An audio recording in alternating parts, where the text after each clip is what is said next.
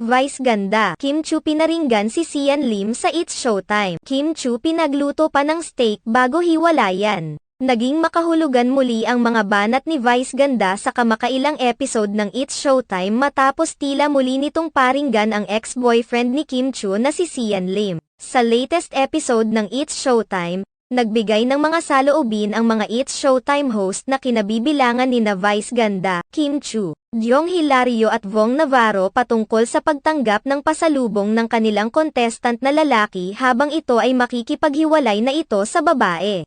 Kaagad naman itong iniugnay ni Vice ganda kay Kim Chu base sa mga isiniwalat ng kilalang showbiz insider at talent manager na si OG Diaz patungkol sa request ni Sian Lim na ipagluto siya ni Kim Chu ng paborito nitong steak bago makipaghiwalay. Ayon kay Vice ganda sa lalaking contestant, sana hindi na lamang nito kinuha ang regalo ng kanyang nobya dahil makikipag-break na rin naman siya rito. Pabitin pang ipinahayag ni Vice ganda na katulad rin ito sa nangyari sa kanyang kakilala na pinagluto pa bago. Habang hindi sinasabi ang buong sentence ay sumulyap naman ang unkabogable star kay Kim Chu na may makahulugang ngiti. Nagulat naman si Kim Chu sa sinabi ni Vice ganda at hindi kaagad nakaimik at nakapag-react sa bigla ang pagsingit ni Vice ganda sa kanyang karanasan. Matatandaan na sa isang episode ng showbiz-oriented vlog ni OG Diaz, isiniwalat nito ang nakarating sa kanyang balita patungkol sa ginawa ni Sian Lim bago makipaghiwalay kay Kim Chu.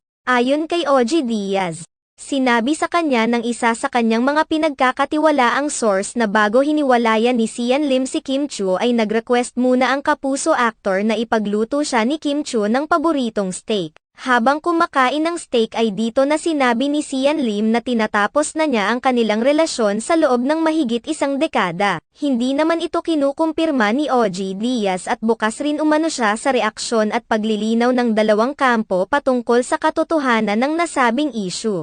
Subalit, dahil sa birada ni Vice ganda sa kamakailang episode ng It's Showtime, marami ang naniniwala na may katotohanan ang mga isiniwalat ni OG Diaz patungkol sa nangyari bago ang hiwalayang Kim Chu at Sian Lim.